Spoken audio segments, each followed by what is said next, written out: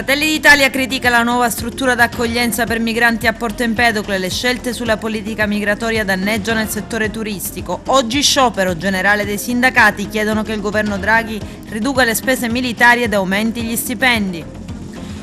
Musumeci prosegue spedito, la marcia alla sua ricandidatura traccia un bilancio dell'attività governativa svolta. L'assessore Falcone riunisce un tavolo tecnico sulla tangenziale di Agrigento. Edizione 2022, premio Damarete, obiettivo prevenzione e contrasto alla violenza. Basket, la Fortitudo perde ad Imola, martedì prossimo si riaffronteranno, la vittoria garantirebbe ai biancazzurri l'ingresso diretto in semifinale. Akragas, il presidente Deni in conferenza stampa per parlare di futuro.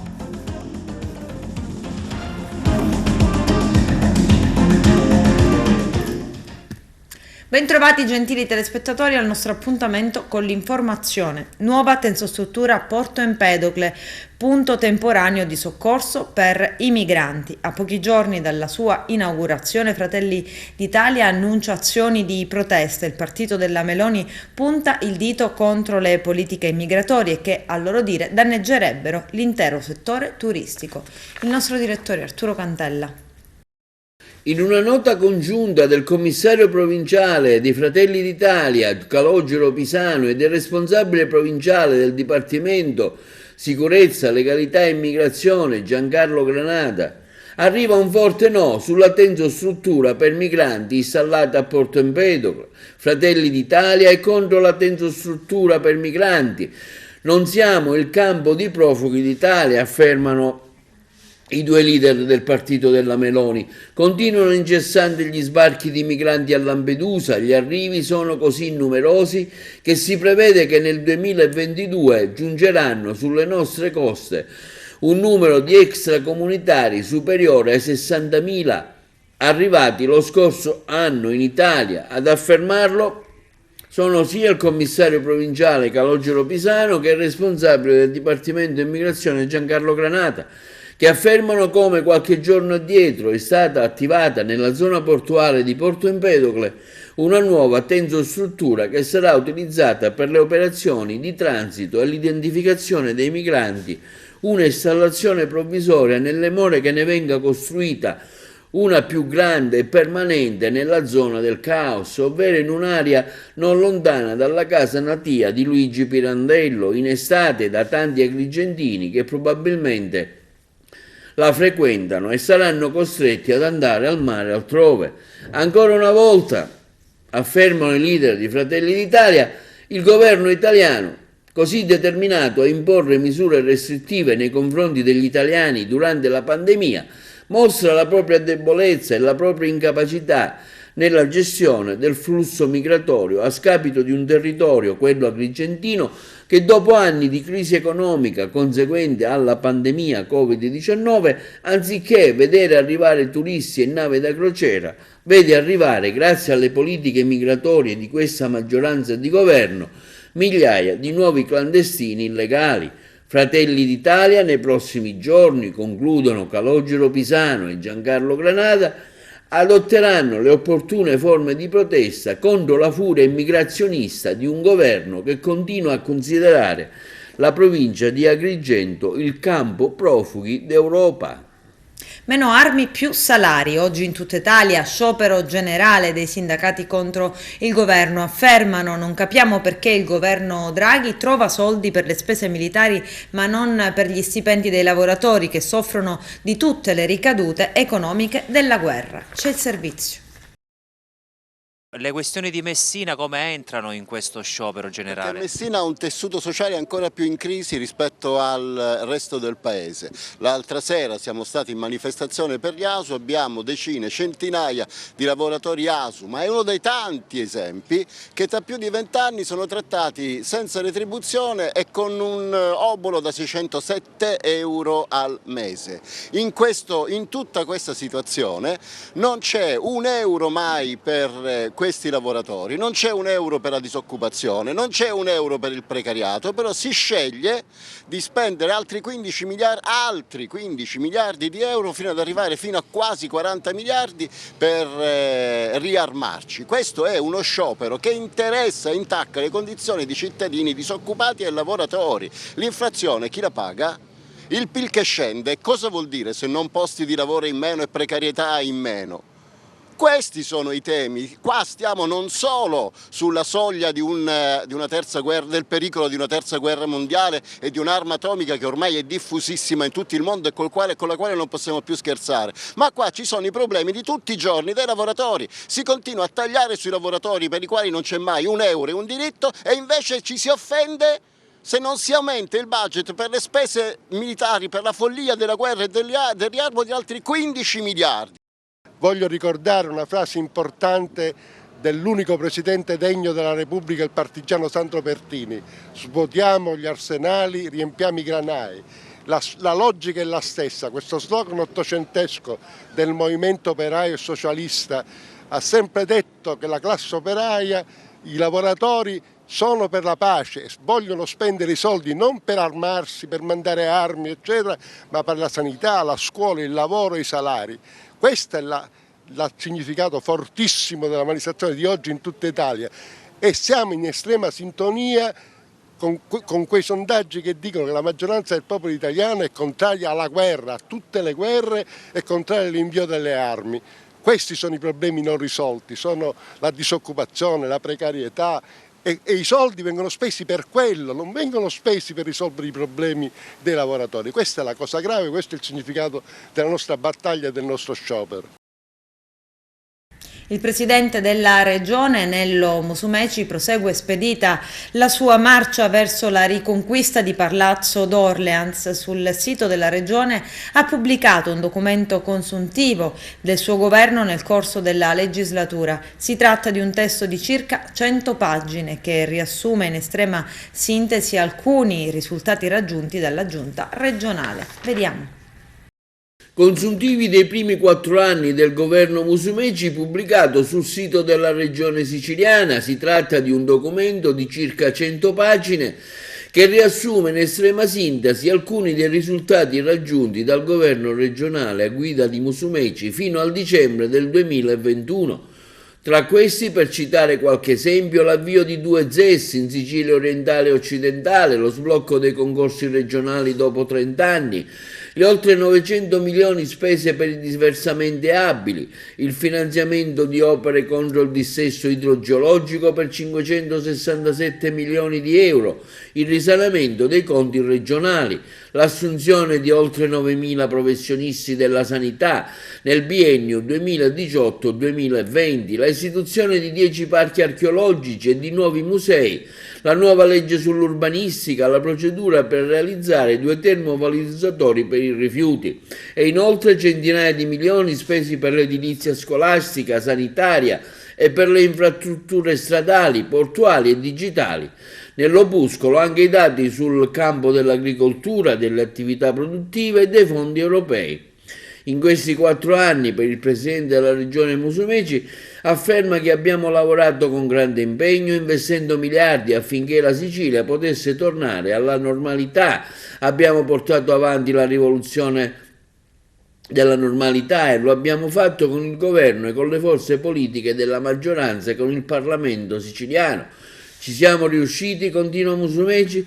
Sì, ma c'è ancora tanto altro da fare. Abbiamo lavorato nel silenzio del dovere, come dovrebbe fare chiunque, ma chi ha assunto ruoli di responsabilità istituzionale ha anche la necessità di comunicare agli elettori, a quelli che ci hanno votato e a quelli che legittimamente hanno votato in maniera diversa, e questo è il dovere di compiere un atto istituzionale.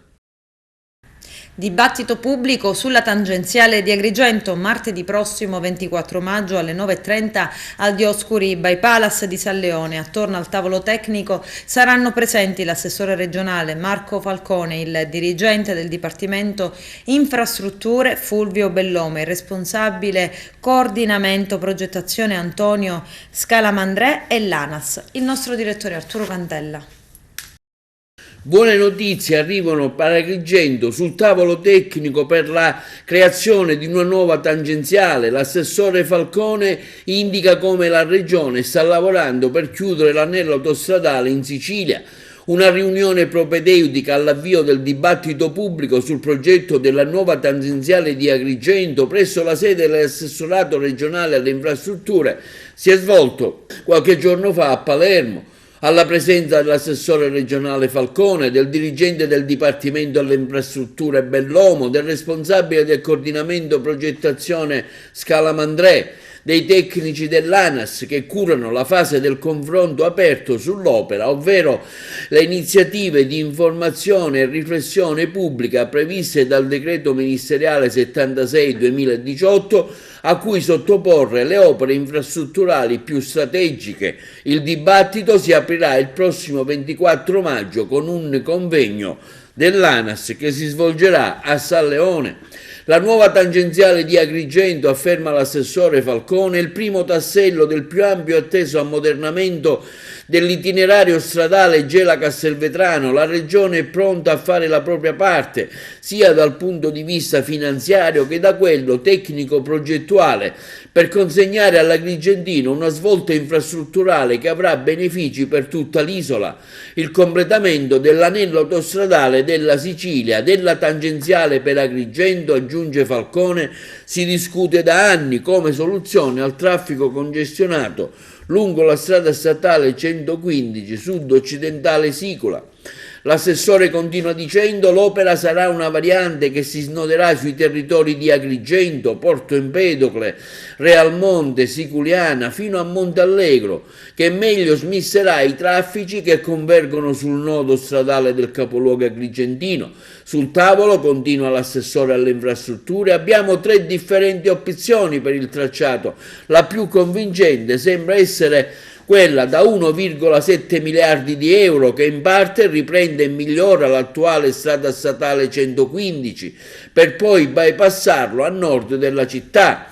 La decisione finale, conclude l'assessore Falcone, giungerà al termine del dibattito pubblico, un passaggio che riteniamo intelligente e utile a rimanere ancorati alle aspettative dei cittadini e dei portatori di interesse di Agrigento e provincia. Il tema dei referendum sulla giustizia al voto il 12 giugno prossimo è stato affrontato dalla Camera Penale Giuseppe Grillo di Agrigento, presieduta dall'avvocato Angelo Nicotra. C'è il servizio. Si è riunita nei locali del Palazzo di Giustizia l'Assemblea della Camera Penale Giuseppe Grillo di Agrigento sul tema dei referendum sulla giustizia che avranno luogo il 12 giugno 2022. Si tratta di 5 quesiti referendari riguardanti l'accesso al CSM per limitare il potere delle correnti, la limitazione della custodia cautelare per evitare gli abusi, la separazione delle funzioni dei magistrati requirenti dai giudicanti per garantire la effettiva indipendenza e autonomia del giudice, la valutazione dei magistrati anche da parte di avvocati e professori universitari che siedono nei consigli direttivi e giudiziari, l'abolizione del decreto Severino per impedire la sospensione di soggetti per il caso di condanna non definitiva. La Camera riunita ha convenuto che nell'interesse della cittadinanza tutta che il processo si svolga con le garanzie costituzionali affinché la presunzione di innocenza prevista in Costituzione e specificatamente riaffermata con recente legge ordinaria dei soggetti sottoposti a procedimento penale abbia effettiva attuazione e che, essendo interesse di tutti recarsi al voto, l'esito positivo dei 5 quesiti referendari potrà essere un primo passo per raggiungere tale obiettivo. Settimana della legalità, lunedì prossimo 23 maggio l'anniversario della morte di Giovanni Falcone. Sono passati 30 anni. Angelo Corbo, uno degli agenti sopravvissuti all'attentato di Capaci, racconta quel giorno. Emanuele Antonio Schifani, figlio di uno dei membri della scorta, ricorda suo padre. Vediamo. Antonio Gioè mi dice via via via. Alla terza io aziono il telecomando e Giovanni Brusca, piazzato sulla collinetta che domina Capaci, e lui a scatenare l'inferno sull'autostrada, la carica di esplosivo preparata dall'artificiere Pietro Rampulla e piazzata sotto un tunnel fa volare l'auto di Giovanni Falcone. Il giudice viene stritolato con 3 agenti di scorta, Montinaro, Di Cillo e Schifani. La moglie Francesca Morvillo, anche lei magistrato, morirà poco dopo in ospedale. L'autista Giuseppe Costanza sta sul sedile posteriore e si salva solo per questo. 30 anni fa quello che uno degli esecutori, Gioacchino La Barbera, chiamerà l'attentatuni chiude i conti con l'uomo che impersona il simbolo della lotta a Cosa Nostra. Le sue inchieste sulla mafia e sui boss hanno cambiato la storia, non soltanto quella giudiziaria. Falcone è l'uomo che, con l'apporto di decine di collaboratori a partire da Tommaso Buscetta, ha ricostruito la struttura militare verticistica di Cosa Nostra, ha individuato esecutori e mandanti della grande mattanza di Palermo, ha allargato le maglie delle relazioni tra Cosa Nostra e il potere, con Paolo Borsellino e gli altri componenti del pool di Antonino Caponnetto, ha istruito il maxi processo e mandato a giudizio un esercito di 474 imputati. In quegli anni il pool mette a fuoco un nuovo metodo investigativo che fa lega sulla ricerca dei soldi e dei patrimoni della mafia, il terreno nel quale si formano gerarchie e si saldano alleanze e nuovi interessi.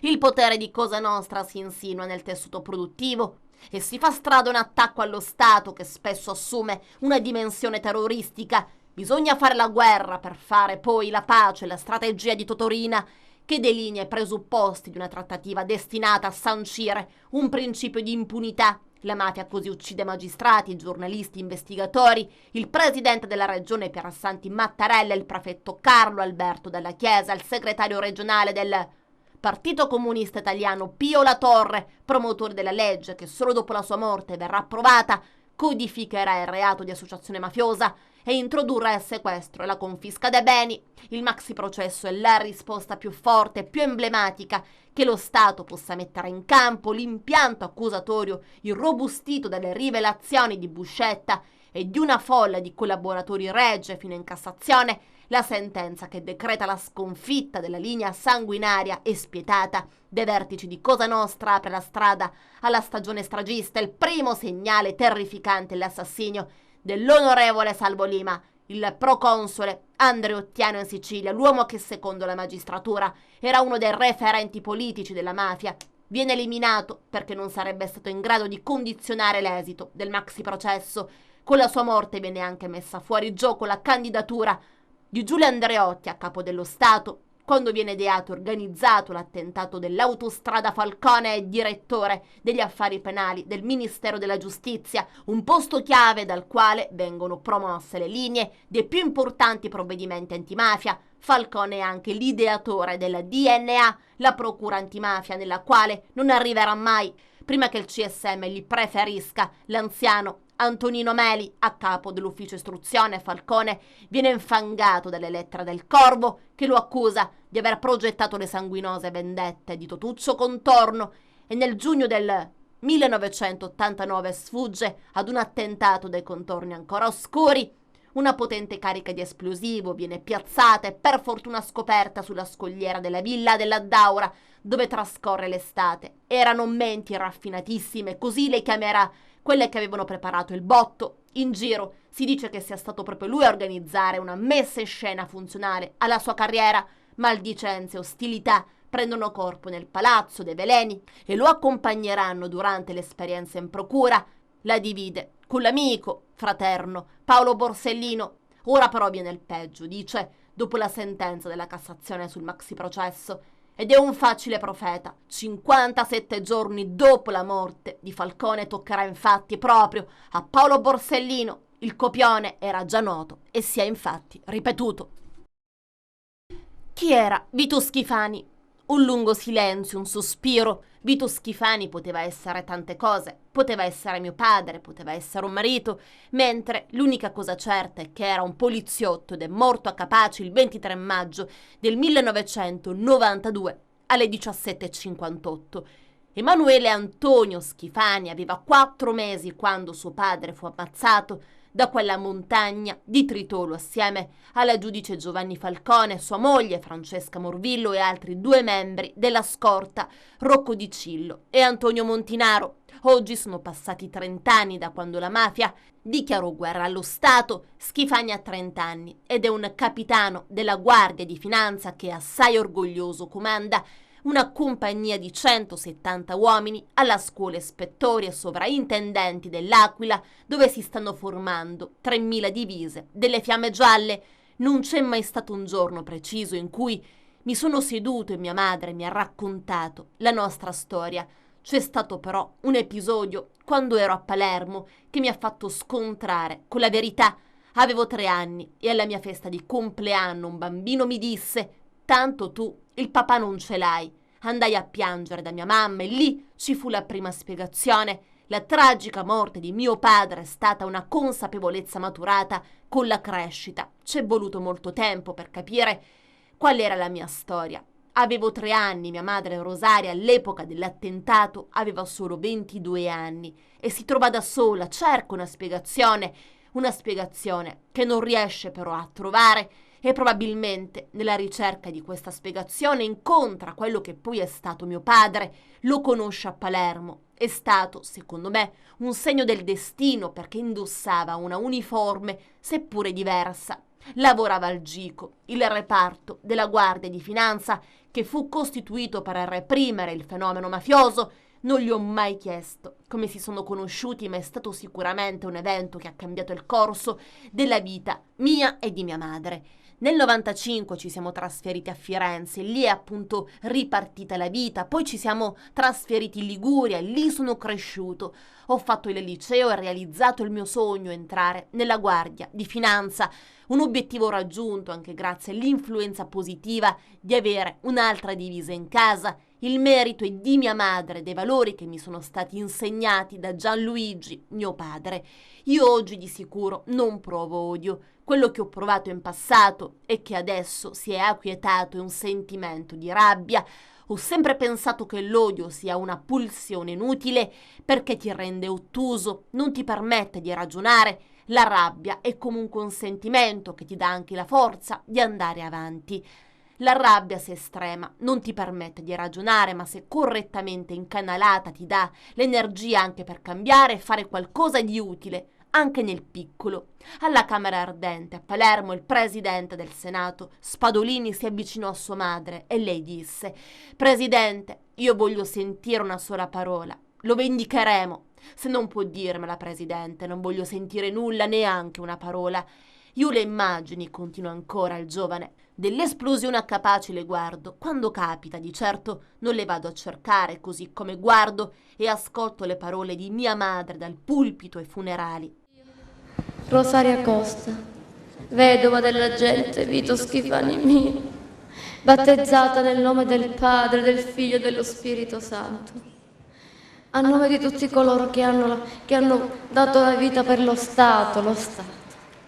Chiedo innanzitutto che venga fatta giustizia, adesso, rivolgendomi agli uomini della mafia, perché ci sono qua dentro, e non, ma certamente non cristiani. Sappiate che anche per voi c'è possibilità di perdono. Io vi perdono, però vi dovete mettere in ginocchio, però. Se avete il coraggio di cambiare, loro non cambiano. Il 23 maggio gli viene chiesto cosa farà per ricordare suo padre, i colleghi della scorta, il giudice Falcone e sua moglie Francesca. Saranno 30 anni, dice, e come sempre sarò a Palermo in quell'aula bunker dove tutto è cominciato. Cerimonia di premiazione questa mattina all'Istituto Nicolo Gallo di Agrigento per la 10ª edizione del premio Damarete da 2500 anni contro la violenza. Si tratta di un concorso di prevenzione e contrasto alla violenza rivolto alle scuole di Agrigento e Caltanissetta. Il nostro direttore Arturo Cantella. Al via oggi il premio Damarete, giunto alla sua 10ª edizione, da 2500 anni contro la violenza. Questo è lo slogan del concorso, destinato agli studenti delle scuole secondarie di primo e secondo grado della provincia di Agrigento e di Caltanissetta sul tema della non violenza. Stamani la premiazione presso la Lamagna del Gallo di Agrigento. Il concorso, ricordiamo, è promosso dal Centro Antiviolenza e Antistalking, aiuto in collaborazione con il servizio sociologia dell'ASP 1 di Agrigento. Tra i riconoscimenti particolari, quello alla memoria della professoressa Maria De Castro Patti, assegnato alla docente Salvina Cottone, mentre il riconoscimento speciale alla memoria di Giannunzio Gatto è andato alla DS Gabriella Fazzi dell'Istituto Comprensivo Garibaldi di Realmonte, Siculiana, Montallegro e Cattolica Eraclea. Per ricominciare non c'era occasione migliore e appunto questa mattina, grazie all'affetto dei ragazzi che hanno partecipato quest'anno numerosissimi a Damarete, appena noi abbiamo lanciato il concorso a novembre, in occasione del 25 novembre, giornata internazionale contro la violenza sulle donne, la risposta delle scuole è stata di un'immensa. Nuove scuole si sono unite a quelle che già da anni erano presenti nella nostra, che avevano già partecipato. Questo sta a significare che la voglia di ricominciare, ma soprattutto la voglia di porre fine al problema della violenza, e che parte proprio dai ragazzi, perché stamattina i protagonisti sono i ragazzi.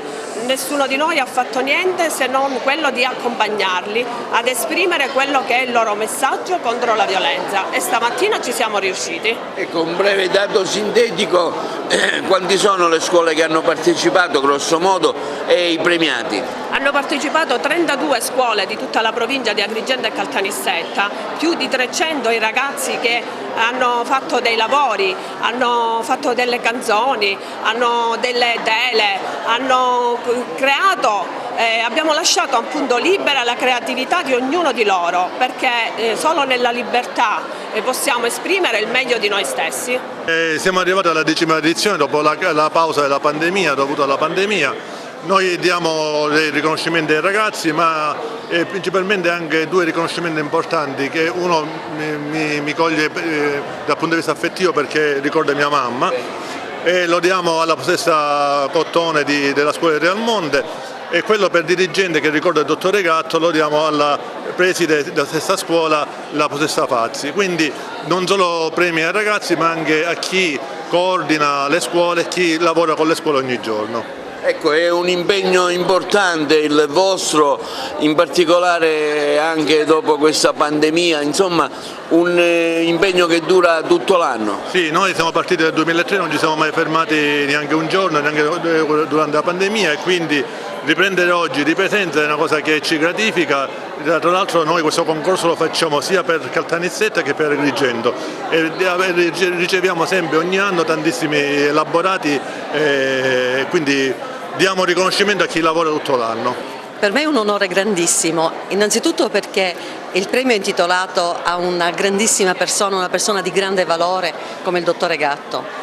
Poi perché viene proprio dal centro antiviolenza, antistalking, il telefono aiuto, che da tantissimi anni opera nel territorio di Agrigento con risultati effettivamente eccellenti, che ha saputo coinvolgere sempre nel suo lavoro le scuole per dare anche iniziative importanti alle scuole per promuovere il senso del valore della giustizia, del valore della donna, ma soprattutto della cultura della non violenza. Quindi sono veramente onorata di ricevere oggi questo premio. Il premio Maria De Castro è stato anche ricevuto da una sua docente che frequenta la scuola, la professoressa Cottone, che oggi per vari motivi non è potuta essere presente, diciamo, e lei lo ritira. Sì, ha ricevuto il premio la professoressa Salvatrice Cottone. Anche questo è un grande onore per la nostra scuola. Il fatto che oggi siamo stati premiati, sia io che lei, porta veramente una grande soddisfazione al lavoro che in tutti questi anni è stato svolto dalla nostra scuola, sempre per dare ai ragazzi valori e ideali importanti.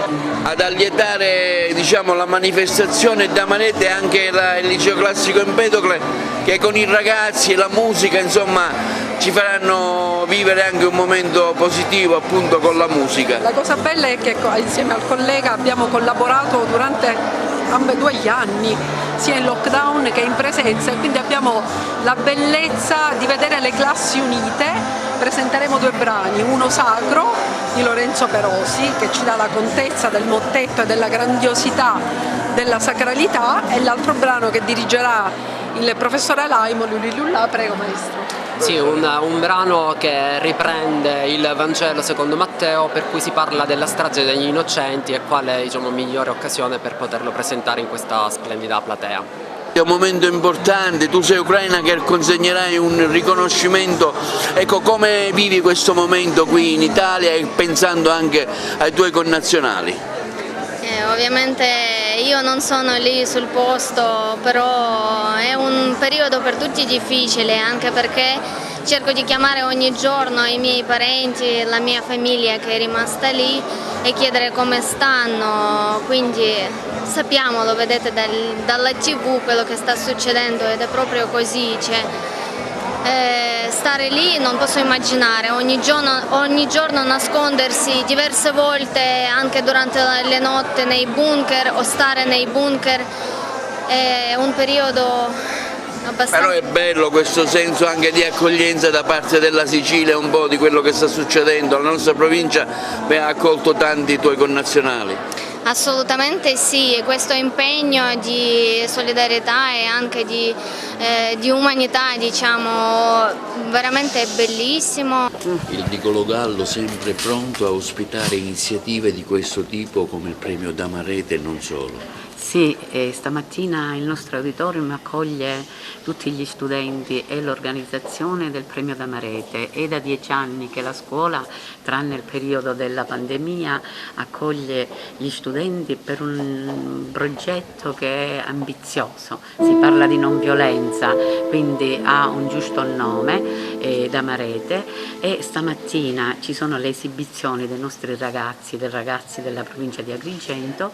L'auditorium è pieno anche con le dovute distanze rispetto alla pandemia, però questo significa che già nuovamente ci siamo immessi nell'ottica che le manifestazioni danno competenze ai giovani, quelle competenze culturali e non solo, quelle competenze di comunicazione che sono importanti per la crescita dei nostri giovani.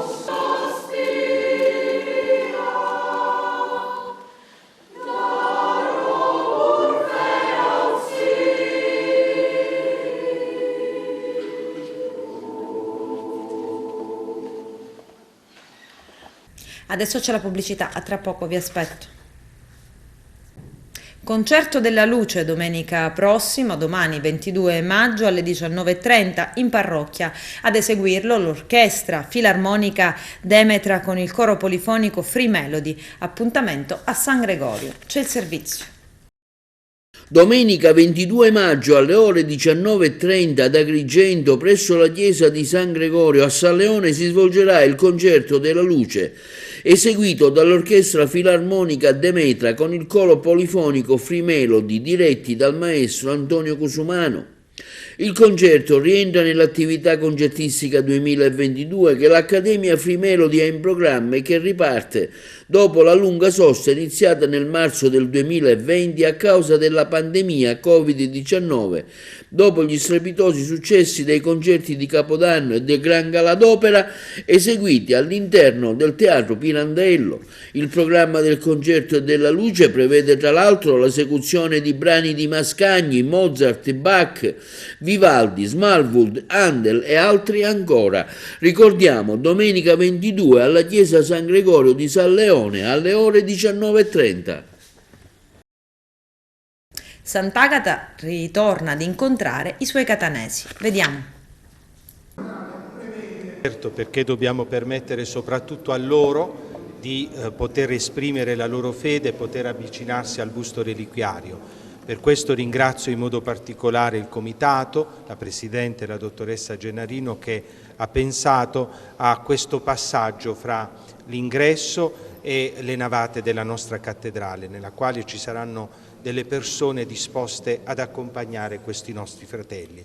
Ma ho sottolineato anche l'attenzione alle varie povertà con un gesto di condivisione che ciascuno di noi, senza sapere quello che la destra fa, senza sapere ciò che la sinistra fa rispetto alla destra possa fare, perché al Signore e a Sant'Agata sono graditi gesti di carità.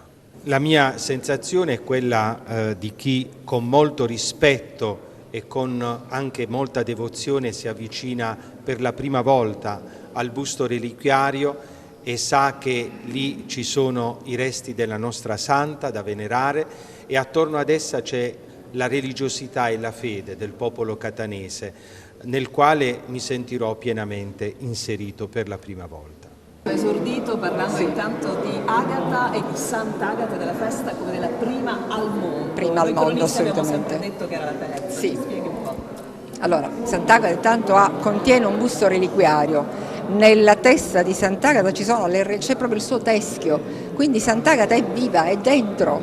C'è la cosa che manca ai cittadini. Perché manca Sant'Agata quando non la vediamo, quando dopo 2 anni aneliamo a questo volto sacro, a questo busto reliquiario? Perché non sono i gioielli, non sono quello che ci rappresenta, insomma la statua, non è un simulacro, ecco.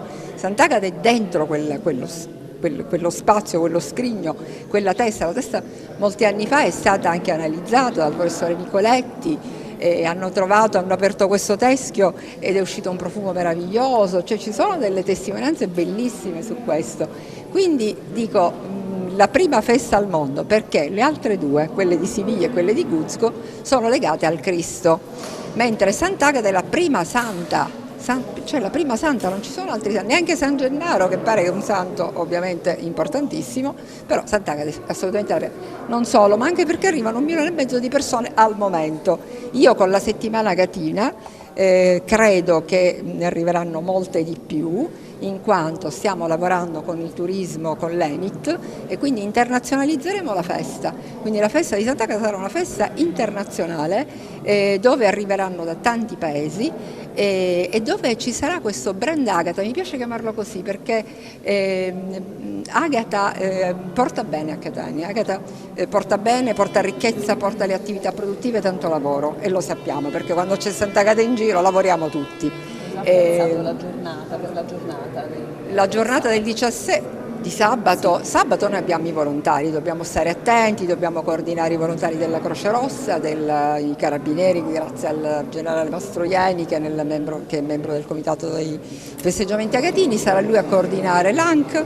Invece noi coordineremo Croce Rossa e Unitalsi, quindi carrozzine, gente che può avere un mancamento. Speriamo di no, speriamo che vada tutto bene, noi siamo sempre molto propositivi e quindi va bene così. È stato un lavoro fatto a più mani con la grande collaborazione di Sua Eccellenza il Prefetto, del Questore, ma anche tutti gli attori che sono stati la Cattedrale, il Comitato, il Comune di Catania e quindi la Protezione Civile che rappresento. Questo lavoro è nato ed è stato redatto in modo da poter consentire questo momento di festa, che poi è un momento di pellegrinaggio, così dobbiamo intenderlo, per farlo avvenire nella piena serenità di coloro che devono partecipare per onorare Sant'Agata. Noi abbiamo detto tranquillamente che per cercare di evitare ingolfamenti faremo questo grande polmone su Piazza Università, dove la gente entrerà all'interno di via Euplio Reina, immettendo su via della Loggetta, su via Pulvirenti, per entrare nelle direttrici che sono i varchi, chiameremo varchi, che sono via Radusa, via Sant'Agata e via Mazza.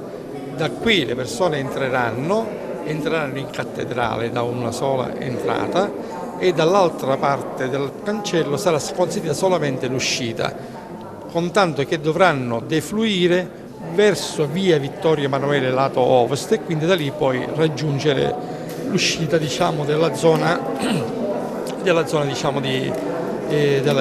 cattedrale stessa. I disabili entreranno da Piazza Università verso Piazza Duomo degli Etnea e avranno un ingresso dal lato di Piazza Duomo. Basket, quarti di playoff dopo la sconfitta di ieri contro Imola, sfuma per la Fortitudo Agrigento la possibilità di approdare alle semifinali di playoff con un secco 3-0. Prossimo appuntamento martedì per gara 4, sempre a Imola. I biancazzurri in caso di vittoria approderebbero direttamente alle semifinali. Vediamo. Era il primo match point e la Fortitudo Agrigento ha sprecato una grande occasione per approdare in semifinale dei playoff con un secco 3-0, ma mettendo solamente 5 tiri da 3 punti su 34 tentativi non è difficile portare la vittoria a casa. Doveva infatti essere un match molto fisico, basato sulla forza della difesa, che per gran parte della gara ha retto bene l'urto con la squadra di Imola.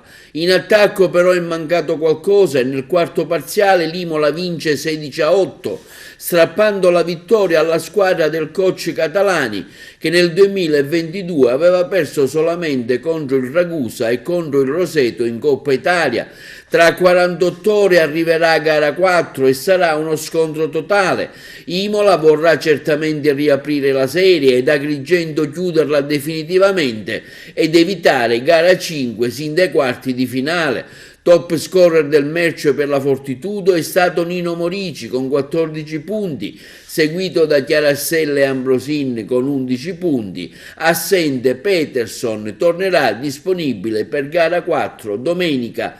La partita è terminata con l'Andrea Costa Imola che vince col Moncada Energy Agrigento per 67-63, primo set 22-17, secondo set 16-21, terzo set 13-17, quarto set 16-8. Per il Moncada Energy il maggiore centrista è stato Nicolas Morigi con 14, Albano Chiarassella con 11 canestri, Lorenzo Ambrosin con 11, Cosimo Costi con 10, Alessandro Grande con 9. A Kragas Calcio il presidente biancoazzurro Giuseppe Deni in conferenza stampa ha fatto il punto della situazione affrontando diversi temi dalle prospettive societarie alle recenti polemiche con mister Anastasi, annunciando anche un premio alla squadra in caso di promozione. Manca una settimana alla sfida d'andata della semifinale nazionale dei playoff. Carmelo Lentini. Conferenza stampa del presidente dell'Akragas Giuseppe Deni, durante la quale ha voluto fare un punto sull'attuale situazione societaria, precisando le future prospettive anche per la prossima stagione agonistica.